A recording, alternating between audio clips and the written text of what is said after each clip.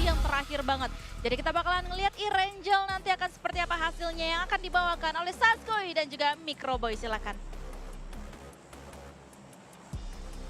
Ya, pesawat sudah mengudara dan melanjutkan apa yang dibahas oleh para analis. Memang Gaming Star ini adalah fenomena yang begitu mengejutkan publik Turki.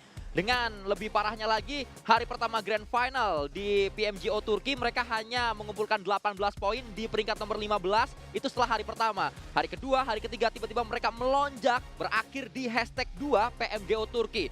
Pernah kayak gitu nggak, Boy, lu? Sering. Awalnya bawa dulu terus habis itu tiba-tiba lompat ya. Karena Udah biasa. Biathlon dulu kan emang disebutnya telat panas. Iya. Kenapa sih ada fenomena kayak gitu, Boy? Kalau katanya tuh biarinnya dulu yang di atas seneng-seneng, nanti di akhir meninggoy gitu. Ada tuh katanya tuh gitu Dan tuh. info aja orang yang ngomong kayak gitu sekarang lagi live stream dia. Oh gitu Maksudnya ya. temennya main di sini kok dia live stream? Lagi watch party juga ternyata dia.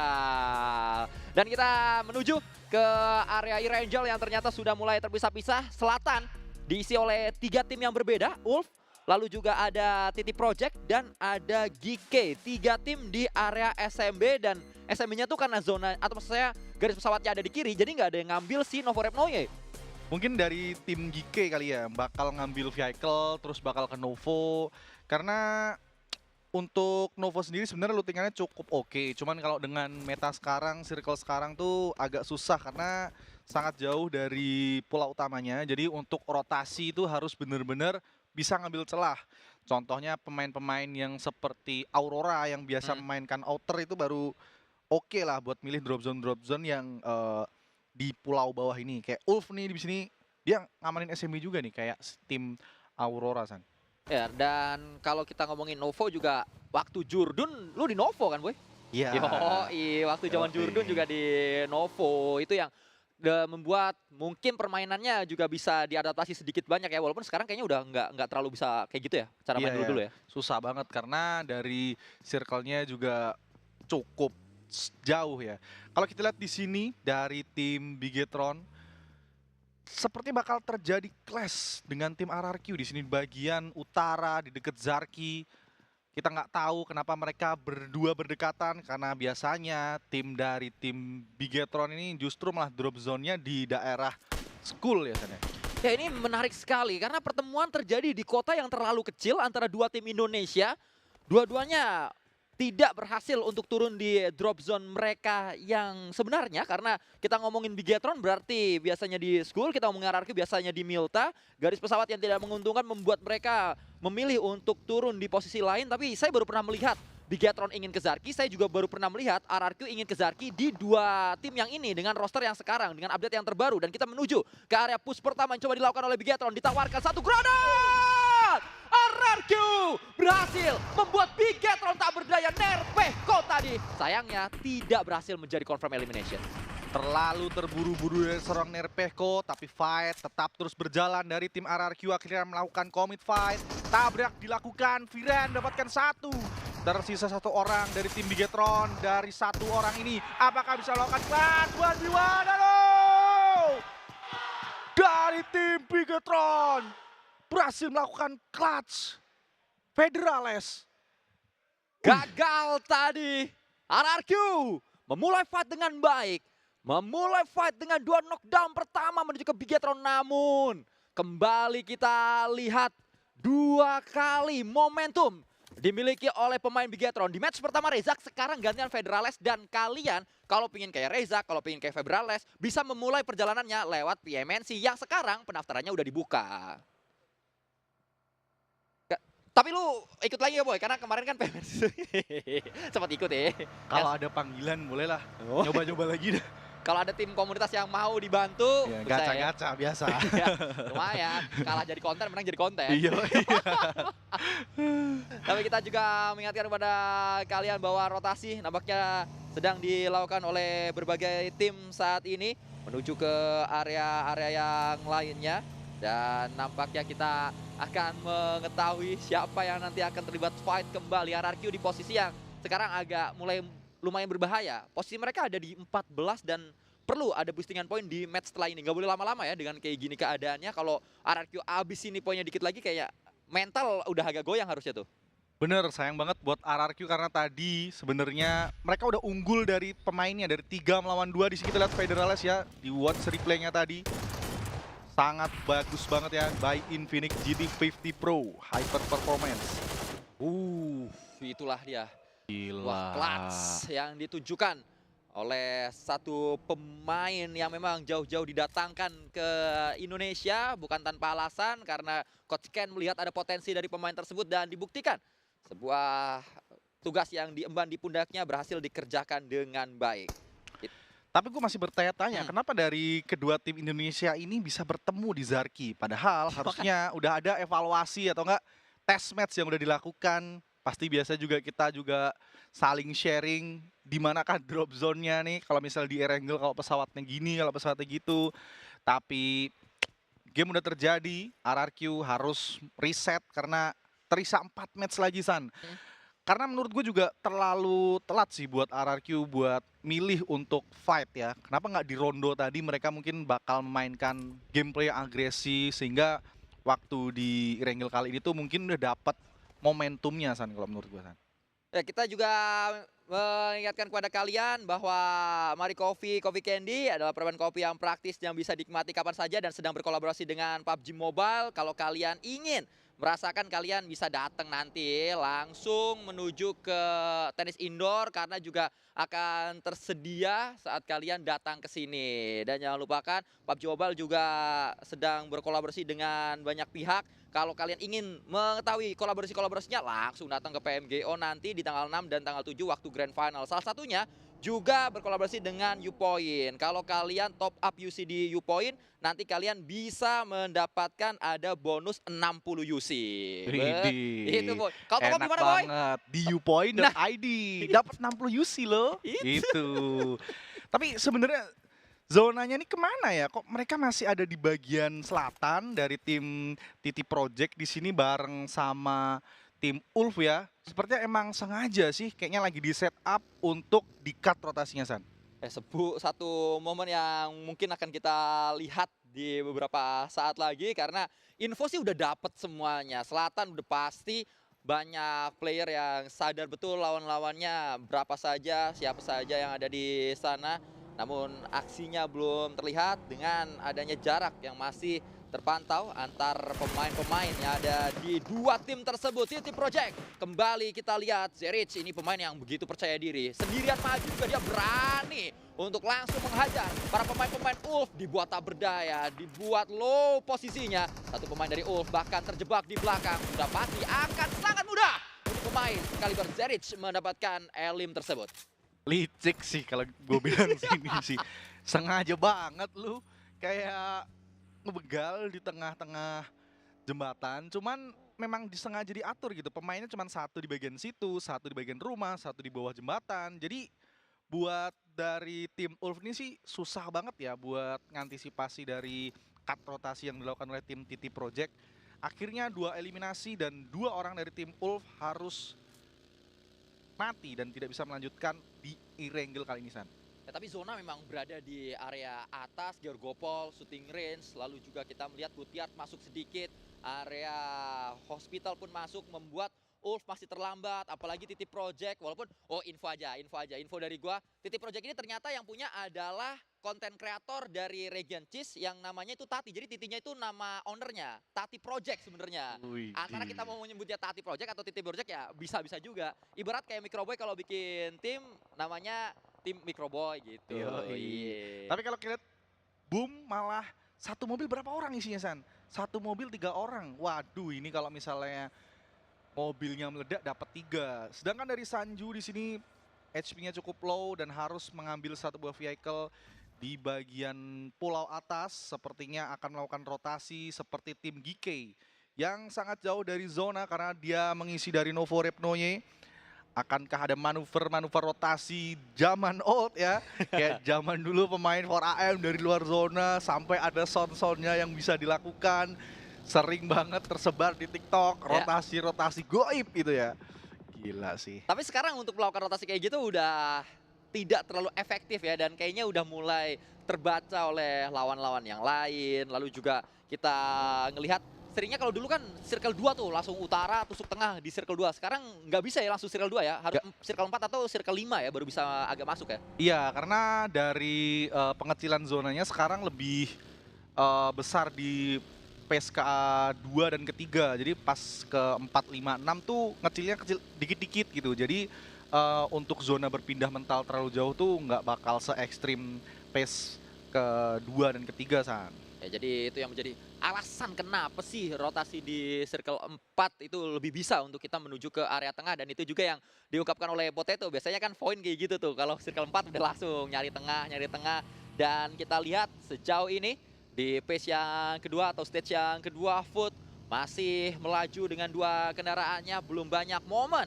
yang kita saksikan di match kedua karena memang kembali lagi permainan taktis sangat terasa walaupun di depan dari Foot. Kalau mereka terus melaju sudah ditunggu oleh tim dari Afrika Selatan yaitu X-Force Reject, membuat puter balik banting setir para pemain-pemain dari tim Foot saat ini. Satu player dikirimkan untuk berputar-putar sedikit menjaga backline agar 3 yang lainnya bisa rotasi dengan selamat. Dan setelah memang bermain agak licik atau Microboy tadi nungguin pemain dari Ulf lewat, Titi Project jadi telat rotasi nih. Malah muter ini, gimana ini? Gak apa-apa, gue dapat 2, rotasi gue agak telat, yang penting dapat poin di awal-awal. Mungkin ini adalah salah satu trik juga bagi pemain-pemain, karena kalau biasanya udah dapetin elims, dapetin momentum perang, itu tuh bikin timnya lebih enjoy buat main di match selanjutnya. Karena kalau kita tahu turnamen ini memang bener-bener serius, tegang. Cuman kita biasanya gua dulu juga harus dapetin have fun-nya juga buat main PUBG Mobile-nya gitu.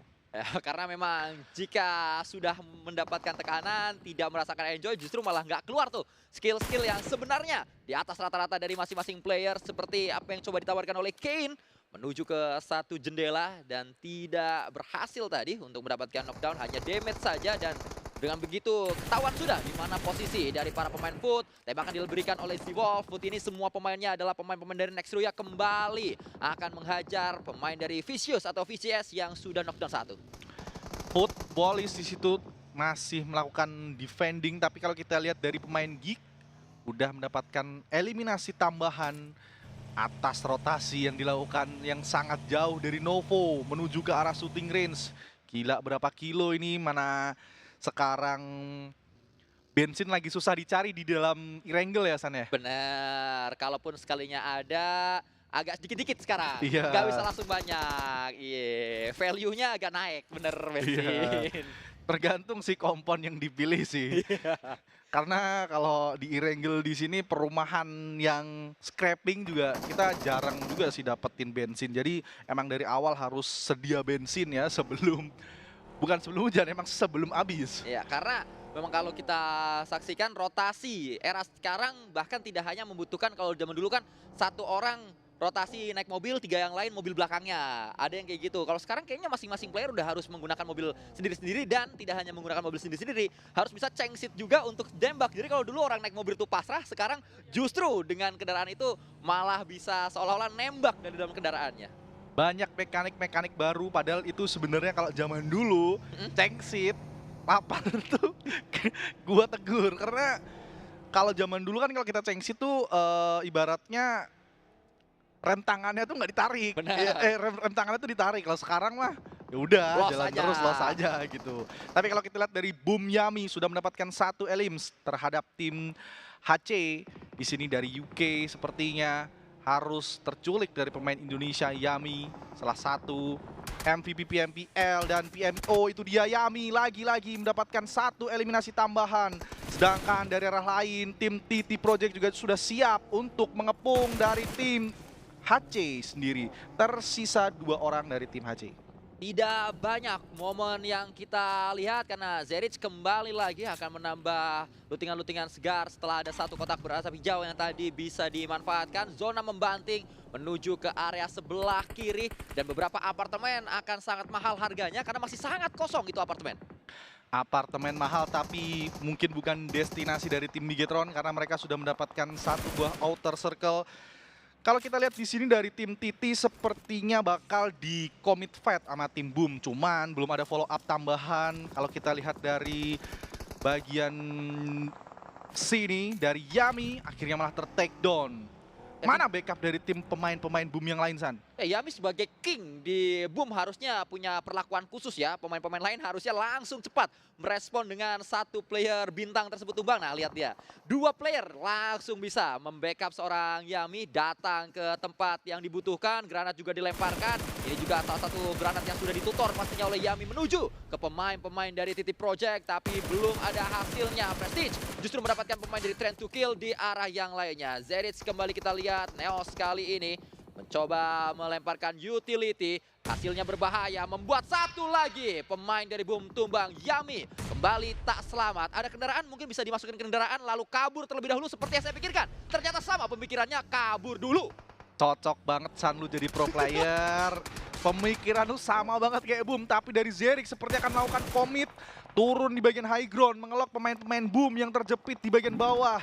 Mana backup dari seorang Sanju yang di bagian atas? Harusnya dia bisa membantu teman-temannya, tapi Zerich benar-benar mengelok dari pemain-pemain Boom. El Beryl 1v1 kah?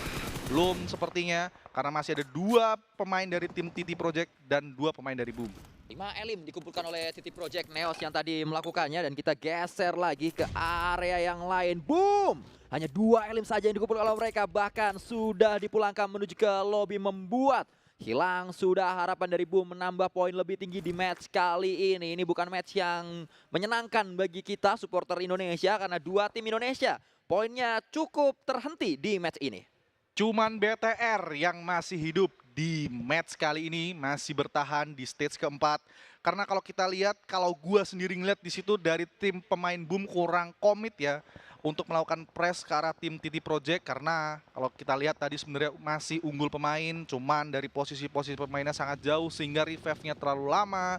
Terus pressingnya juga kurang ngeganggu dari pemain TT Project. Padahal kalau kita lihat sebenarnya di outer circle itu bisa banget buat dilakuin fight karena dari tim TT Project di sini sekitarnya tuh nggak ada yang ngeganggu mereka untuk saat ini, San.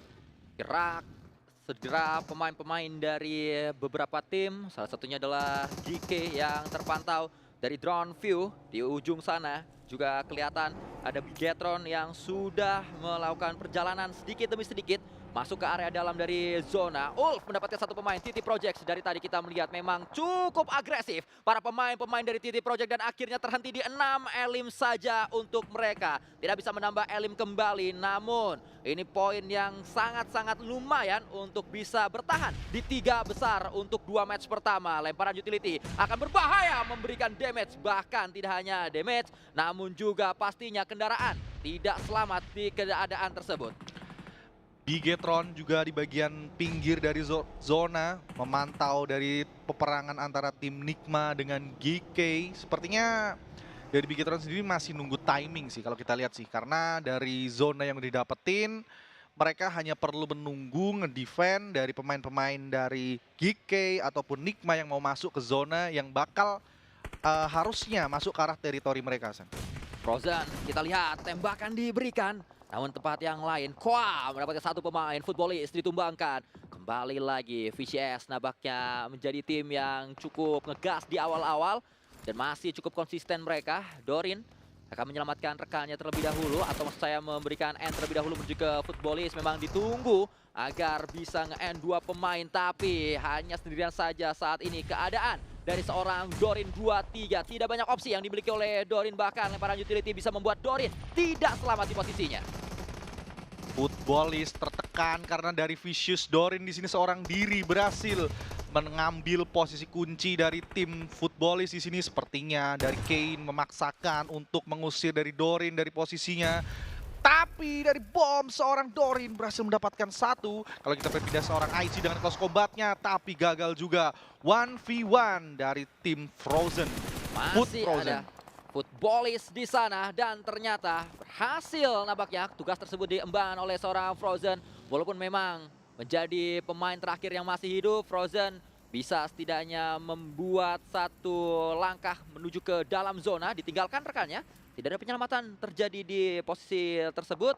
Dan kalau kita lihat dari areanya Frozen lagi, mereka atau dia lebih tepatnya sudah memiliki compound. Zona akan kita saksikan saat lagi menutup dengan sempurna. Namun sebelum itu kita saksikan terlebih dahulu GTSR berhadapan dengan Bigetron. Lemparan utility menghiasi fight ini namun tumbang satu pemain Reizi. Pemuda asal Banyuwangi tidak selamat dari lemparan utility tadi. Nigma Galaxy lagi-lagi jadi terparty. 2 kali di 2 match yang berbeda. Kita saksikan bagaimana Nigma Galaxy masuk di timing yang begitu tepat untuk mereka mengambil keuntungan terbesar dari fight yang sedang terjadi. Lord akan dilempar utility namun ditembak terlebih dahulu. GTSR berhasil mengantisipasi keadaan terparty dari Nigma Galaxy. Posisi Bigetron berhasil reset karena datangnya dari tim Nigma yang mengikuti peperangan dari tim Bigetron melawan GSTR. Di sini membuat tim Bigetron semakin prima, semakin jaya karena Nigma tersisa 1 orang dan GSTR juga pincang di sana dan Bigetron harusnya bisa memanfaatkan situasi, membaca kill feed eliminasi. Reizak mulai maju, Reizi mulai mencari dan itu dia 1 takedown dari seorang Bigetron harusnya karena sisa 1 langsung diputerin dan itu dia Bigetron 8 eliminasi di match Irangel ini. 2 kali kita melihat kesempatan dari Nigma Galaxy untuk menjadi terparty namun berbeda di keadaan seperti ini. Approach dari Nigma Galaxy, cara mereka untuk masuk ternyata bisa diantisipasi oleh lawannya. GTSR melawan balik menuju Nigma Galaxy. Yang diuntungkan adalah Bigetron, tadi disebutkan oleh Microboy, reset situasi dilakukan oleh mereka. Reizi-nya bangkit lagi, 4 pemain dimiliki oleh Bigetron, bahkan bukan tidak mungkin Bigetron akan lebih jauh untuk masuk ke dalam zona karena arah utara. Bigetron akan berhadapan dengan para pemain dari Wolf yang sejauh ini Wolf hanya menyisakan 2 pemain terakhir harusnya. Bener banget, zona compound kecil di dalam zona dimiliki oleh Wolf. Hanya tersisa 2 pemain, tapi apakah itu pilihan dari tim Bigetron kita belum tahu. Reizi mungkin sang mastermind akan memikirkan bagaimana strategi yang akan dilakukan. Apakah mereka akan berputar menuju ke arah tim Footballis Frozen yang sendirian ataukah mereka akan menabrak kompon-kompon lain. Masih belum kita ketahui, tapi di sisi bagian jembatan malah rame banget dan harusnya bakal terjadi fight sini. Ini akan jadi late game yang cukup taktis sebenarnya, late game yang juga nggak bisa hanya mengandalkan otot saja, late gamenya akan sangat mengandalkan otak dan berpikir setup-setupnya seperti apa. Ada beberapa pohon tapi jarak antar pohonnya ini tidak menguntungkan untuk dijadikan tempat bermain. Kendaraan jadi salah satu pilihan sebenarnya jika keadaan sudah seperti ini untuk jadi fortingan agar nantinya bisa menjadi area permainan lebih leluasa, lebih nyaman. Bigetron mengendus sedikit, masuk pelan-pelan, tidak terburu-buru permainan mereka. Namun timingnya inilah yang perlu diperhatikan dari pemain-pemain Bigetron. Terbuka jalan Bigetron menuju ke area dalam dari zona. Namun sebelum itu kita saksikan terlebih dahulu fight antar 2 tim yang sedang tersaji. R8, 2 pemain mereka tumbang dengan utility. Membunuh tanpa menyentuh para pemain-pemain Ulf, tidak membuka badan. Namun mereka berhasil membuat R8 tak berdaya, semuanya dengan granat. Sisa 1 dari tim R8, Mart, apakah akan melakukan clutch, menolong teman-temannya seperti Microboy sendiri di luar zona, tapi sepertinya susah banget karena di sini tim Ulf sudah ready, sudah siap. Sedangkan dari tim Loop juga akan melakukan third party. Ini dia tim eliminasi yang bakal selalu dibaca, yang bakal selalu dilihat oleh tim-tim PMGO. Kalau ada yang knock, ada yang misalnya terjadi peperangan, mereka akan masuk mengambil kesempatan itu, San. Reizak mendapatkan 1 pemain, lalu kita melihat juga Federales mendapatkan 600 damage, sudah 2 kali. Di 2 match kita melihat pemain Bigetron mendapatkan 600 damage. Di match pertama Reizak, di match kedua ada Federales. Dan 2 pemain tersebut sedang aktif-aktifnya di Bigetron. Namun ternyata Bigetron datang ke arah yang lain. Mereka tidak memilih fight di utara, mereka memilih menuju ke area selatan. Luf ditabrak oleh Bigetron. Dan 1 pemain lagi dari Luf harus ditumbangkan. Berhasil nampaknya Bigetron mengerjakan tugas ini. Kita geser ke arah yang lain, R8 juga fight menuju ke pemain-pemain dari Ulf, namun di sisi lain Bigetron perlu untuk melakukan reset terlebih dahulu karena 2 pemain mereka tumbang dan ada Rafinya yang nakal. Jangan nakal Rafinya. Rafinya, kamu bisa sendiri, jangan main-main Rafinya. Dari pemain Bigetron harusnya bisa melakukan reset karena tersisa 1 pemain saja dari masing-masing tim. R8 pulang, tersisa Eren 77 di sini, seorang diri dari tim Ulf dan 1 orang juga dari tim Loops. Harusnya sih ini match chicken banget sih San buat BTR. Ya, ini akan menjadi 1 match yang harus dimanfaatkan oleh Bigetron, namun Bigetron tidak boleh lengah karena granat membuat 1 pemain Bigetron kembali tumbang. Ulf, granatnya sih oke dari tadi. Mereka bisa membunuh tanpa menyentuh, membunuh tanpa membuka badan karena kualitas utility dari Ulf di atas rata-rata dan Bigetron berada di cekungan yang sangat sulit beruntung. Dari tadi nakal Rafinya diberi paham. Reizak berhasil mendapatkan 1 terhadap pemain Rafinya, tapi dari seorang Bigetron malah absen satu persatu. 1v1, oh Bigetron! Sayang sekali di-clutch oleh pemain dari tim Ulf asal Turki ini sendiri. Masih bertahan malah dari tim Football is Frozen yang masih hidup saat ini, San. Ya, dan ini justru angin tiba-tiba berpindah menuju ke Wolf. Wolf yang dari tadi diem ngangong. Lah, bisa chicken ini gua. Wolf bisa mendapatkan WCD dengan kayak gini keadaannya. Kaget di sini malah diuntungin banget ya untuk tim Wolf karena dari tadi dia sebenarnya diem doang. Bisa sebenarnya dari tadi itu dia keluar, cuman mereka juga takut sebenarnya untuk memanfaatkan momentum yang ada, tapi dengan adanya kill eliminasi yang keluar dari Bigetron yang akhirnya fight sama Ulf di clutch, ini ngebuat tim Wolf akhirnya maju dan nguasain bukitnya 1 lawan 2 seperti dari tim Football is Frozen mencari utility terlebih dahulu karena kalau kita tahu 1 lawan 2 kalau kita aduin AIM udah pasti kalah, San. Ya ini kalau memang Wolf mendapatkan WWCD istilah kata CMNN. Chicken modal ngangong. Karena dari tadi gak ngapain bisa dapetin WCD. Pemain-pemain dari North America, dari Amerika Serikat menunggu di dalam zona, menunggu di dalam compound yang harusnya bisa ditabrak oleh Bigetron, namun Bigetron memilih menabrak ke area selatan. Poinnya besar, tapi pemilihan tersebut justru membuat Bigetron terlalu mencolok dan diincar oleh banyak sekali pemain. Namun kita lihat ternyata Frozen tenang dia. Sedingin es nampaknya memang untuk melakukan emot-emot terlebih dahulu. Masih sempet boy, emot-emot. Malah tadi mau ngajak damai nembak-nembak. Ini kalau berani panci, masih pengen chicken dia juga, San. Itu cara-cara Iya, cara-cara. Tahu-taunya pas dari deket ditembak. Jadi turnamen katanya. Ini tinggal menunggu apakah memang ajakan panci bisa diterima dengan baik atau tidak. Namun dengan keadaan seperti ini, perlu adanya 1 knockdown dulu ke arah Wolf, baru Foot memiliki kesempatan untuk dapetin WCD. Kalau belum ada knockdown ke Wolf, maka nggak ada kesempatan sih. Ini nunggu waktu doang.